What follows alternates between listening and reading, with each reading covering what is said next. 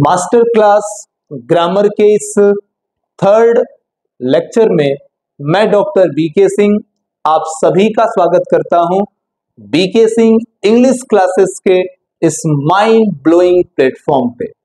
Dear students, आज master class की third class है और इस क्लास में हम सभी आज ग्रामर के और भी नए कॉन्सेप्ट्स के बारे में सीखेंगे, जानने की कोशिश करेंगे उन बातों को जिनसे हम अछूते रह गए थे, जिन्हें हमने टच नहीं किया था। डियर स्टूडेंट्स, मेरी हमेशा से कामना यही रहती है, रास्ता कैसा भी हो, अगर चलने वाले को चलने का हुनर पता है तो वो अपनी मंजिल तक जरूर पहुंचता है। कोई भी सब्जेक्ट आसान या डिफिकल्ट नहीं होता, उसे हम हमारी लगन और हमारा ध्यान आसान या मुश्किल बना देता है। जरूरत पड़ती है एक गाइड की, एक मार्ग दिखाने वाले की, जिसकी देख रेख में आप उस रास्ते पर बेहतर तरीके से चल पाएं। तो उस रास्ते को बताने के लिए, आपके मार्ग को और आसान बनाने के लिए आपके साथ है डॉक्टर बीके सिंह, जो लेके चलेगा आपको शून्य से शिखर तक। तो आइए स्टूडेंट, विद फुल एनर्जी आज के इस अद्भुत क्लास की हम शुरुआत करते हैं। इससे पहले कल के परसों के 2 दिन जो हमने क्लास ली है, लेक्चर 2 और लेक्चर 1, इस क्लास के कुछ मोस्ट इंपॉर्टेंट टॉपिक को रिवाइज कर लेते हैं और फिर इस क्लास को स्टार्ट करते हैं। तो आइए हम इस क्लास की शुरुआत करें। लेक्चर सेकंड और लेक्चर फर्स्ट के कुछ मोस्ट इंपॉर्टेंट टॉपिक्स को मैं पहले क्लियर कर देता हूं। जैसा आपने लेक्चर 1 में और लेक्चर 2 में पढ़ा था, मैं उतने डिटेल में तो नहीं जाऊंगा क्योंकि ये लेक्चर बहुत बड़ी हो जाएगी फिर, लेकिन हाँ, मैं आपको एक आइडिया दे दूंगा क्योंकि मैं एक चेन बनाने की कोशिश करूंगा जिसमें आप क्लास 1 से और आज के इस क्लास थर्ड तक अपने आप को कनेक्ट कर पाएं, अपने आप को जोड़ पाएं, इन चीजों को महसूस कर पाएं। कल की क्लास में, परसों की क्लास में हमने पढ़ा था कि इंग्लिश एक लैंग्वेज है, एक भाषा है। भाषा दरअसल सोर्स ऑफ कम्युनिकेशन होती है, विचारों के आदान प्रदान का एक माध्यम होती है। भाषा ट्रैवल करती है, भाषा आती है आवाज से, वॉइस से, और इन वॉइस को सिंबल में कन्वर्ट करके हम अपनी भाषा को, हम अपनी आवाज को लिख कर प्रस्तुत कर सकते हैं। तो अपनी वॉइस को सिंबल के रूप में हमने कन्वर्ट किया और इस तरह से इंग्लिश में बने 37 सिंबल्स, जिसमें 26 सिंबल्स लेटर को रिप्रेजेंट करते हैं और 11 सिंबल्स पंक्चुएशन मार्क को रिप्रेजेंट करते हैं, विराम चिन्ह को रिप्रेजेंट करते हैं। उसके बाद आपने देखा था कि इन्हीं सिंबल्स को, जिनके पास साउंड थी, जिनसे आप अपनी वॉइस को, आप अपनी लैंग्वेज को रिप्रेजेंट कर सकते थे, लिख करके व्यक्त कर सकते थे, उनकी पहली यूनिट लेटर के रूप में आपके सामने आई थी। किसी भी भाषा की जो फर्स्ट यूनिट होती है वो होती है उसकी लेटर की। अब जब लेटर प्लस लेटर कंबाइन होते हैं तो बनता है वर्ड, क्योंकि इसके पास होता है अपना अर्थ। लेकिन लेटर और लेटर के कॉम्बिनेशन से एक और चीज बनती है जिसे कहते हैं आप मॉर्फेम, जिसका यूं तो अपना कोई अर्थ नहीं होता, लेकिन जब ये किसी शब्द के पहले या अंत में जुड़ता है तो ये उसकी मीनिंग को चेंज कर देता है, एक नई मीनिंग को ये क्रिएट करता है। इस प्रोसेस का नाम होता है मोर्फोलॉजी। ग्रामरियंस इसे मोर्फोलॉजी कहते हैं। ये एक प्रोसेस है जिसमें किसी वर्ड के लास्ट में या किसी वर्ड के पहले मॉर्फेम की सहायता से, किसी वर्ड के लास्ट में या किसी वर्ड के पहले छोटे छोटे शब्दों को जोड़कर, जिनका अपने में कोई अर्थ नहीं है, उन शब्दों को जोड़कर नई मीनिंग तैयार की जाती है। इस प्रोसेस का नाम है मोर्फोलॉजी। मोर्फोलॉजी में क्या होता है, प्रीफिक्सिंग और सफिक्सिंग की जाती है। किसी वर्ड के पहले छोटे छोटे शब्दों को जोड़कर उसकी मीनिंग चेंज कर दी जाती है, या किसी शब्द के बाद में छोटे छोटे शब्दों को जोड़कर उसकी मीनिंग चेंज कर दी जाती है। फिर आपने ये पढ़ा था कि जो हमारे वर्ड्स होते हैं, इन वर्ड्स को 8 कैटेगरीज में बांटा जाता है, जिन्हें हम पार्ट्स ऑफ स्पीच कहते हैं। और वे parts of speech noun, pronoun, adjective, verb, adverb, preposition, conjunction और इंटरजेक्शन के नाम से जाने जाते हैं। मैंने कल ये भी कंफर्म किया था कि जितने भी आपके वर्ड्स हैं, मैं उनको 2 कैटेगरी में रख रहा हूं, ट्रांसफरेबल और नॉन ट्रांसफरेबल। जिसमें मैंने आपको बताया था कि जितने भी वर्ड्स हैं जो मॉर्फेम से प्रभावित होते हैं, उन्हें ट्रांसफरेबल कहा जाता है। जिनकी मीनिंग चेंज की जा सकती है, उन्हें ट्रांसफरेबल कहा जाता है।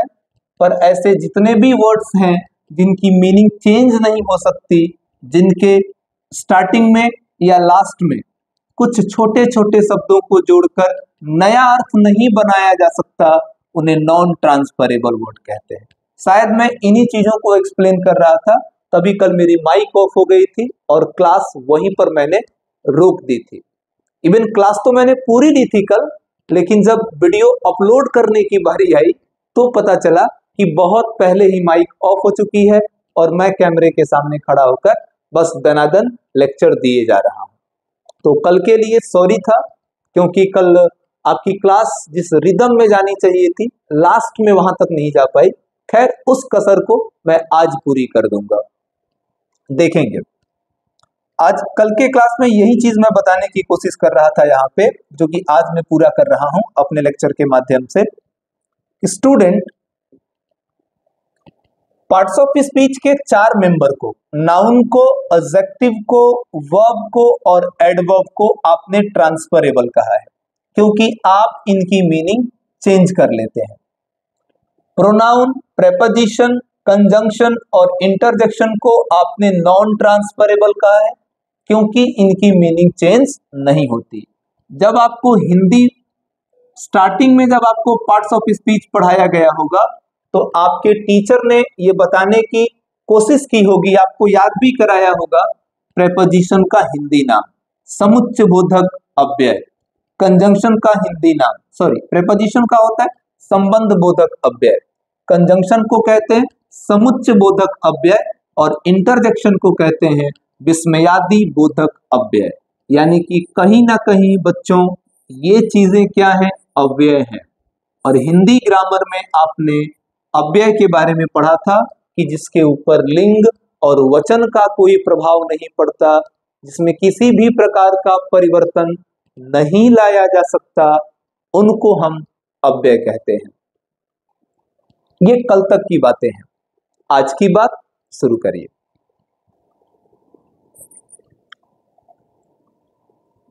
शुरू करते हैं आज की कहानी।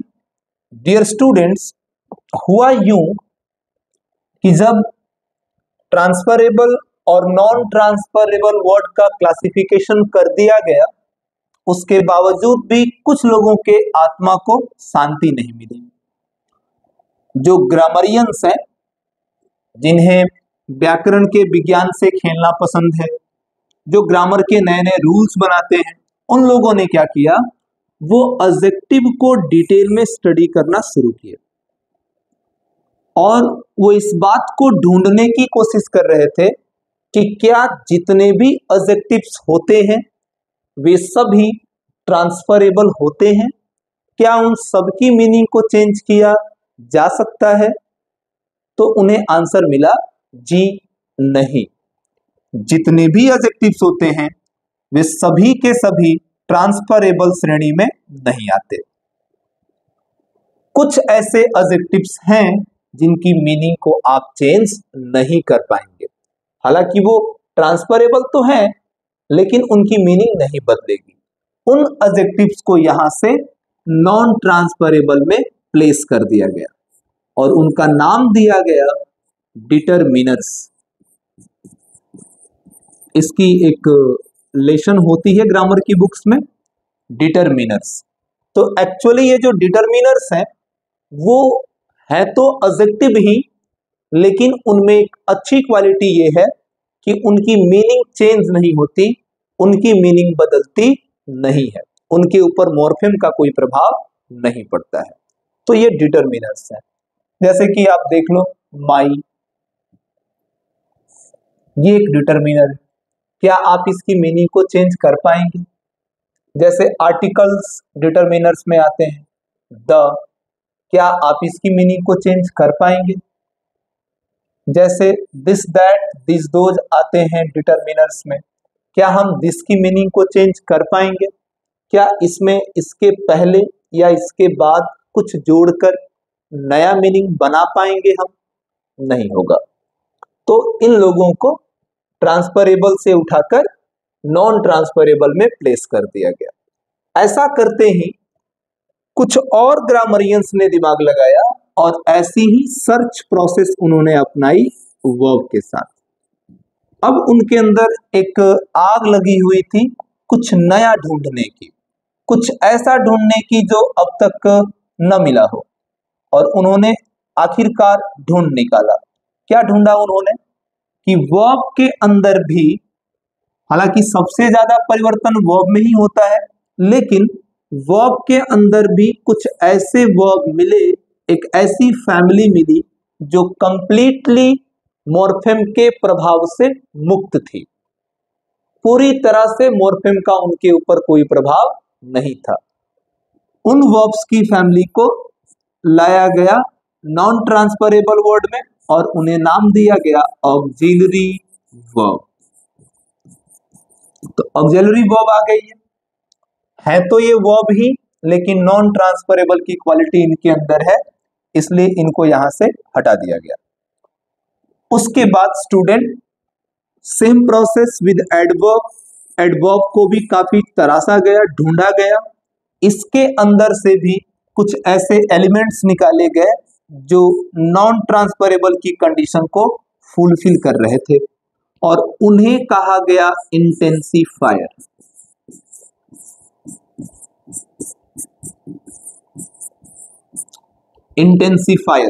इंटेंसिफायर्स एक्चुअली होते तो एडवर्ब हैं, लेकिन इनके ऊपर वापस वही कहानी, मॉर्फेम का कोई प्रभाव नहीं पड़ता, मॉर्फेम के प्रभाव से ये मुक्त होते हैं, इसलिए इन्हें ट्रांसफरेबल फैमिली से निकालकर नॉन ट्रांसफरेबल फैमिली में पुट कर दिया गया।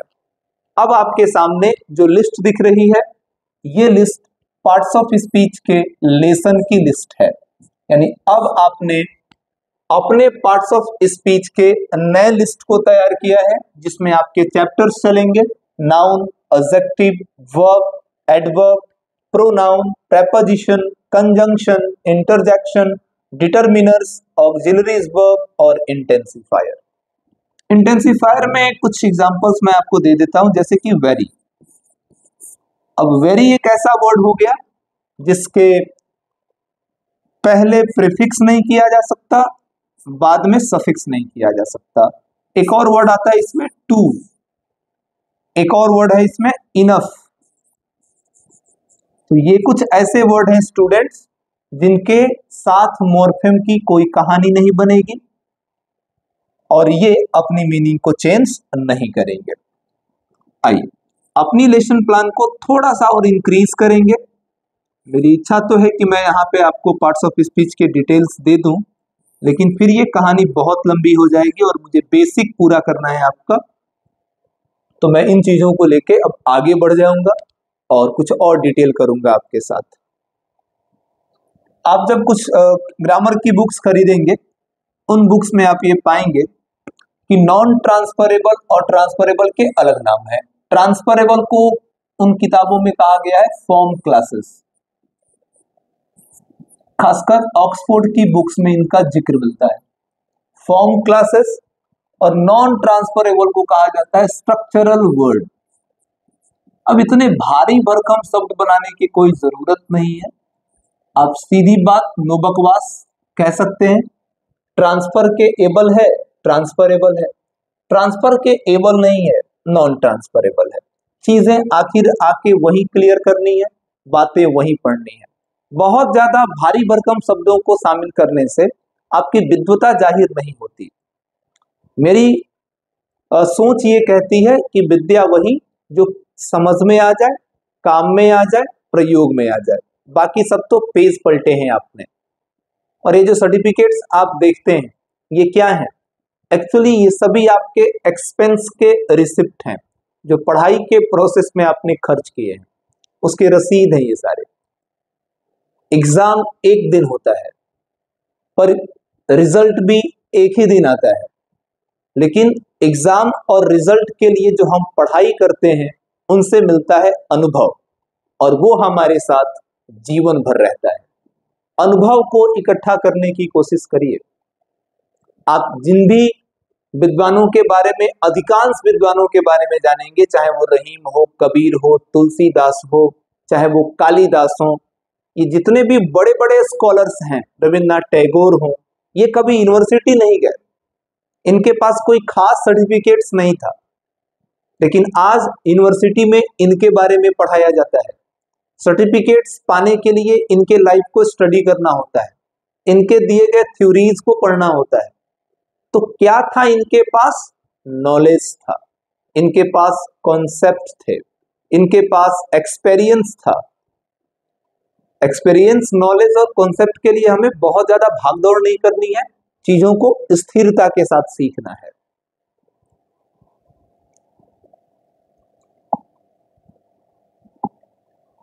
देखिए, जब ये वर्ड्स जिनके बारे में डिटेल किया अभी आपने, जब ये वर्ड किसी दूसरे वर्ड के साथ अटैच होंगे, वर्ड प्लस वर्ड, ये सब मिलेंगे तो इनसे भी वापस दो यूनिट्स बनेंगी। जो आपकी फर्स्ट यूनिट होगी वो होगी सेंटेंस,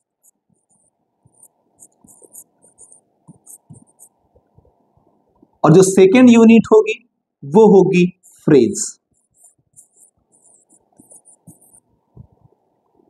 मतलब कि सर, जब वर्ड और वर्ड का कॉम्बिनेशन होता है, शब्द जब शब्दों के साथ मिलते हैं, अगर उनसे कंप्लीट मीनिंग आ जाए, सेंटेंस के लिए आप क्या लिख सकते हैं? आप लिख सकते हैं कि सर ये ग्रुप ऑफ लेटर्स हैं, सॉरी, ग्रुप ऑफ वर्ड्स हैं और इनके साथ है इनकी कंप्लीट मीनिंग, एक खास अर्थ निकलता है, एक बात पूरी होती है इनसे, तो इन्हें आप कहते हैं कि ये सेंटेंस है। लेकिन फ्रेज के साथ क्या है? बातें सेम है, ग्रुप ऑफ वर्ड्स ये भी हैं, बट ये विदाउट कंप्लीट मीनिंग है, यानी इनका एक पूरा अर्थ नहीं बन पाता है, इनसे समझ में नहीं आता कि एक्चुअली आप कहना क्या चाहते हैं। तो ये चीजें आपके लिए बन जाएंगी फ्रेज। एग्जाम्पल से देख लो, मैंने लिखा आई लीव इन बिहार। अगर मैं एनालिसिस करने की कोशिश करूं तो आई एक अलग वर्ड है, लीव एक अलग वर्ड है, इन एक अलग वर्ड है और बिहार एक अलग वर्ड है। अलग अलग वर्ड्स के मिलने से, जी हाँ, अलग अलग वर्ड्स के मिलने से क्या सी चीज बनी? तो ये बनी आपकी एक सेंटेंस। मैं बिहार में रहता हूं, ये बात पूरी हुई तो ये सेंटेंस बन गई। लेकिन यहीं पे मैंने लिख दिया राम एंड रोहन, राम और रोहन। ग्रुप ऑफ वर्ड्स तो ये भी है राम और रोहन, लेकिन राम और रोहन कहने से क्या कोई बात पूरी होती है? राम और रोहन कहने से क्या आप किसी से कुछ बात कर पाएंगे? इनका कोई खास अर्थ निकल पा रहा है? नहीं। सेंटेंस वही जो बात पूरी करे, और इनसे कोई बात पूरी नहीं हो पा रही तो इस चीज को आप कहेंगे कि सर ये सेंटेंस नहीं, ये क्या है, फ्रेज है। तो वर्ड प्लस वर्ड के कॉम्बिनेशन से बनते हैं सेंटेंस और फ्रेज। अब हम क्लास करेंगे किसके बारे में, सेंटेंसेस के बारे में। और सेंटेंस जो कि ये भी एक मोस्ट इंपॉर्टेंट टॉपिक है, क्योंकि लेटर से लेटर मिलते हैं तो वर्ड्स बनते हैं, वर्ड से वर्ड मिलते हैं तो सेंटेंस बनते हैं, और सेंटेंस से सेंटेंस बनते हैं, सेंटेंस से सेंटेंस मिलते हैं तो लैंग्वेज बनती है। तो जब ये लैंग्वेज के लिए इतना इंपॉर्टेंट फैक्टर है तो इसकी स्टडी करना तो बहुत जरूरी है सर। आइए इसकी स्टडी शुरू करते हैं, देखते हैं क्या मैं कुछ खास आपको सिखा पाता हूं। देखिए,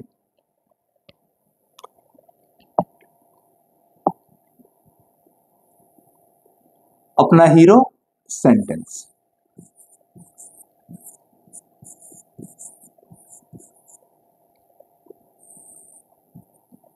तो सेंटेंस जैसा कि आपने जाना कि ये एक ग्रुप ऑफ वर्ड्स है जिसकी अपनी एक कंप्लीट मीनिंग होती है, अपना एक अर्थ होता है। ये पॉसिबल तभी है कि इसकी अपनी मीनिंग बन जाए या अपना एक अर्थ आ जाए।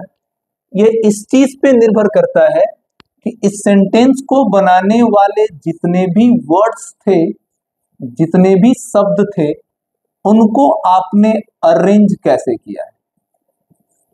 यानी कि उनकी अरेंजमेंट बहुत बड़ा रोल प्ले करेगी। जब आप वर्ड्स को ग्रामर के नियमों के अनुसार अरेंज्ड करेंगे तब जाके उस सेंटेंस की अपनी एक मीनिंग आएगी, उसका एक अर्थ आएगा।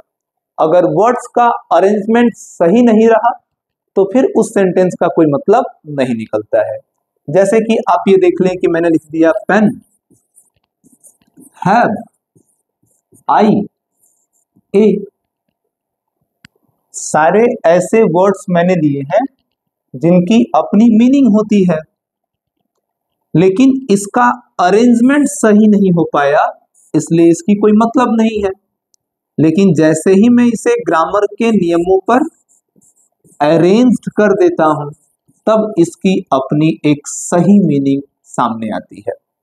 तो वर्ड्स के अरेंजमेंट बहुत महत्वपूर्ण रोल प्ले करते हैं स्टूडेंट, अगर आप किसी सेंटेंस की मीनिंग जनरेट करना चाहते हैं तो। हमारा मुख्य ध्यान उन्हीं वर्ड्स के अरेंजमेंट को सीखने के लिए होगा।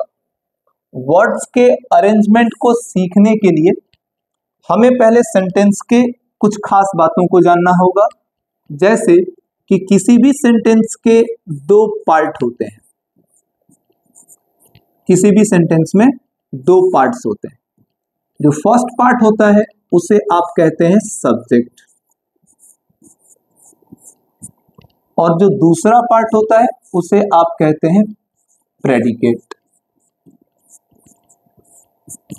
अब हिंदी लेके साथ में चलना थोड़ा मुश्किल है। सब्जेक्ट को कहा जाता है उद्देश्य,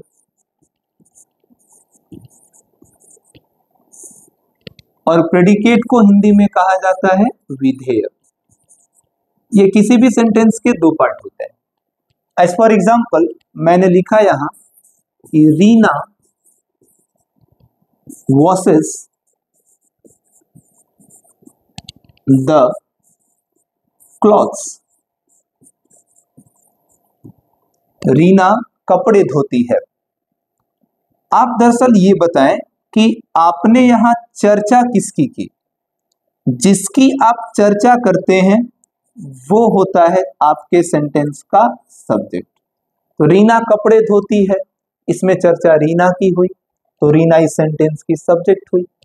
अब इस सब्जेक्ट के रिगार्डिंग आपके सेंटेंस में जो कुछ भी है इस सब्जेक्ट के लिए, वो चीजें आपके लिए बन जाएंगी प्रेडिकेट। यानी जिसकी चर्चा हुई वो सब्जेक्ट है, और सब्जेक्ट के लिए जो कुछ भी कहा गया है वो सारी चीजें प्रेडिकेट है। सेंटेंस के दो पार्ट, सब्जेक्ट एंड प्रेडिकेट। जिसकी चर्चा हुई वो सेंटेंस की सब्जेक्ट है, और सब्जेक्ट के लिए जो कहा गया वो चीज आपके प्रेडिकेट्स हैं। अब इस प्लान को थोड़ा और बढ़ा लेते हैं। अब हम एक नया पेज लेते हैं और इस नए पेज में हम देखेंगे कि सर सब सेंटेंस के पार्ट तो समझ में आ गए। कुछ लोग सोच रहे होंगे कि सर अभी सेंटेंस के टाइप समझाएंगे, असर्टिव सेंटेंस, इंटेरोगेटिव सेंटेंस, सारी चीजें समझेंगे, बट अभी नहीं। पहले सेंटेंस का फुल पोस्टमार्टम होगा, उसे पूरी तरीके से क्लियर करने के बाद हम डेफिनेशन की बात करेंगे, डिस्क्रिप्शन की बात करेंगे। पहले पढ़ेंगे, उसके अंदर चलेंगे, उसके फंक्शन को समझेंगे, उसके स्ट्रक्चर को समझेंगे, ताकि हमारे बेसिक्स बहुत मजबूत हो सके, ताकि जब मैं आपको एडवांस लेवल के ग्रामर पढ़ाऊंगा तब ये सारी चीजें, जब सब्जेक्ट की जरूरत पड़ेगी, प्रेडिकेट की जरूरत पड़ेगी, मैं जब बोलूंगा तो उस समय ये सारी चीजें आपके दिमाग पे रहेंगी और बहुत ही क्लियरली आप इसे अंडरस्टैंड कर पाएंगे कि सर ये जो सेंटेंस होती है उसको कौन कौन सी चीजें मिलके बनाती हैं, यानी कि एलिमेंट्स, कौन कौन से एलिमेंट्स हैं जिससे एक सेंटेंस फॉर्म किया जाता है, जिससे किसी सेंटेंस का निर्माण होता है। तो देखिए स्टूडेंट्स, किसी भी सेंटेंस को फॉर्म करने वाले एलिमेंट्स कुछ इस प्रकार हैं। सबसे पहली चीज, इसमें बहुतों का नाम आपने सुना होगा, सब्जेक्ट। दूसरी चीज वर्ब। तीसरी चीज ऑब्जेक्ट। फिर subject complement.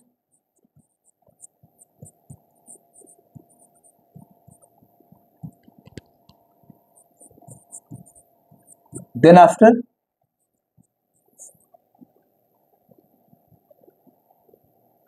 prepositional phrase,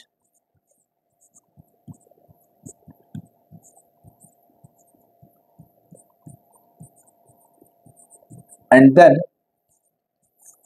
additional information of subject.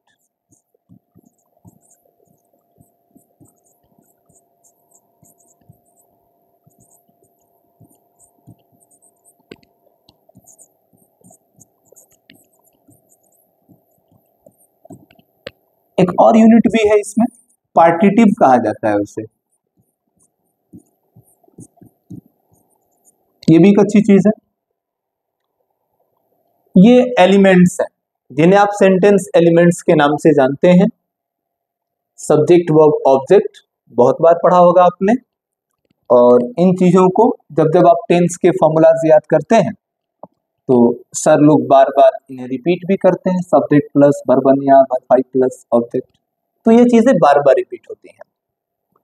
सीखने लायक चीजें इधर भी हैं, सब्जेक्ट कॉम्प्लीमेंट है, प्रेपोजिशनल फ्रेज है, एडिशनल इंफॉर्मेशन ऑफ सब्जेक्ट है, पार्टिटिव है। अपने नेक्स्ट क्लासेस में हम लोग ऑब्जेक्ट का क्लासिफिकेशन भी करेंगे। इस ऑब्जेक्ट को हम लोग 3 डिपार्टमेंट में बांटने वाले हैं कि एक होता है ऑब्जेक्ट ऑफ वर्ब। क्या होता है?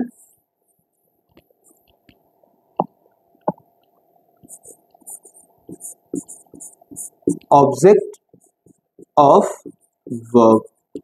सेकंड होती है ऑब्जेक्ट ऑफ सब्जेक्ट।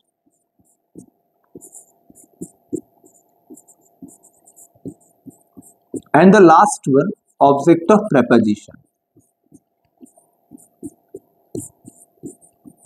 तो ये डिटेल जब मैं करूंगा कल की क्लास में कि ऑब्जेक्ट ऑफ वर्ब कैसे होगा, ऑब्जेक्ट ऑफ सब्जेक्ट क्या होता है, ऑब्जेक्ट ऑफ प्रेपोजिशन क्या होता है, ये सब्जेक्ट कॉम्प्लीमेंट कौन सी चीज होती है, प्रेपोजिशनल फ्रेज क्या होते हैं, एडिशनल इंफॉर्मेशन ऑफ सब्जेक्ट क्या होता है, पार्टिटिव क्या होता है।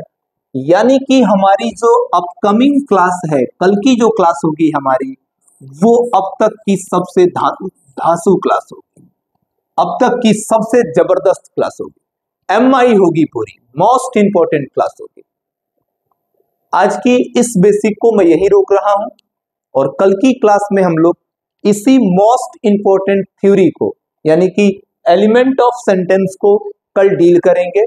और आपको सबसे ज्यादा मजा कल ही के क्लास में आएगा, क्योंकि कल सुनना नहीं होगा, कल आप भी पेन लेके बैठना, कल पढ़ाई होगी।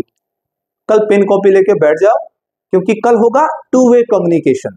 आज तक चल रहा था वन वे कम्युनिकेशन, मैं बोल रहा था आप बस सुन रहे थे, बीच बीच में कभी आप स्क्रीनशॉट लेके रख ले रहे थे। कल होगा टू वे कम्युनिकेशन, आपकी आत्मा, आप अंदर से बोल पड़ेंगे, ये होगा सर, ये होगा सर, फिर मजा आएगा। तो कल की क्लास बहुत इंटरेस्टिंग होगी।